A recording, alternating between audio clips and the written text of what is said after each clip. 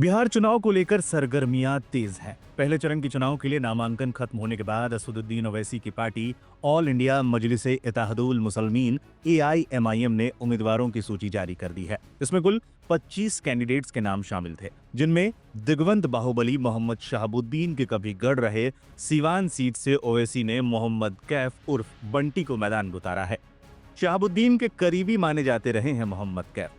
साल 2017 में पत्रकार राजदेव रंजन की सीवान में हत्या हो गई थी। पुलिस छानबीन के बाद हत्याकांड में शहाबुद्दीन का नाम सामने आया था। इस केस में कथित शूटर मोहम्मद कैफ का भी नाम सामने आया था। सीवान के थाने में दर्ज मुकदमे के मुताबिक शहाबुद्दीन के इशारे पर ही पत्रकार राजदेव रंजन को गोली मारी गई थी। इसके अलावा साल 2019 में शहाबुद्दीन के भतीजे यूसुफ की गोली मारकर हत्या कर दी गई थी। इस मामले में भी आरोप मोहम्मद कैफ पर ही लगा था।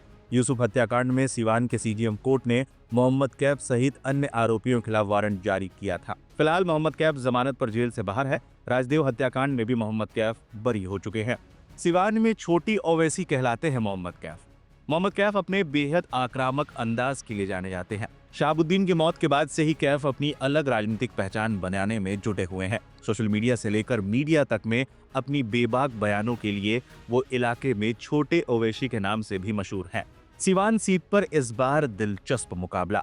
सीवान सीट एक हाई प्रोफाइल सीट है। इस सीट पर कभी शहाबुद्दीन के परिवार का कब्जा हुआ करता था। इस बार भी शहाबुद्दीन के बेटे ओसामा चुनाव तो लड़ रहे हैं, लेकिन सीवान से नहीं, रघुनाथपुर सीट से। सीवान से RJD ने अवध बिहारी चौधरी को फिर से टिकट दिया है। सीवान से NDA के BJP प्रत्याशी मंगल पांडे ने नामांकन दाखिल किया है। इस सीट पर मुकाबला काफी दिलचस्प है।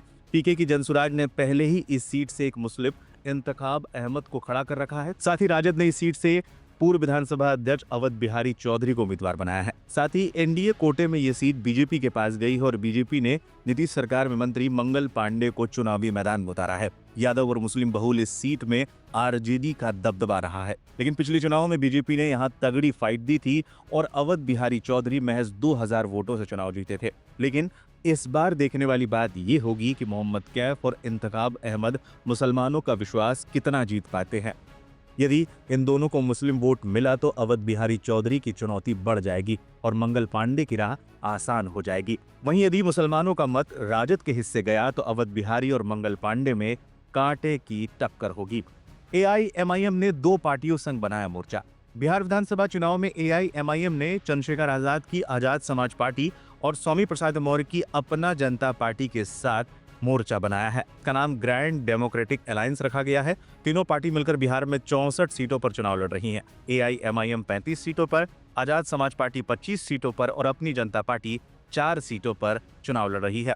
AIMIM ने अपने जिन उम्मीदवारों को टिकट दिया है उनमें सीमांचल और मुस्लिम बहुल इलाकों पर पार्टी के मुख्य फोकस दिखा है, जिससे महागठबंधन और NDA दोनों के समीकरणों पर ठीक ठाक असर पड़ने की संभावना है। बताते चले, बिहार विधानसभा चुनाव 2025 2 चरणों में होगा। पहला चरण का मतदान 6 नवंबर को होंगे, जबकि दूसरे चरण का मतदान 11 नवंबर को होगा। वहीं वोटों की गिनती 14 नवंबर को होगी।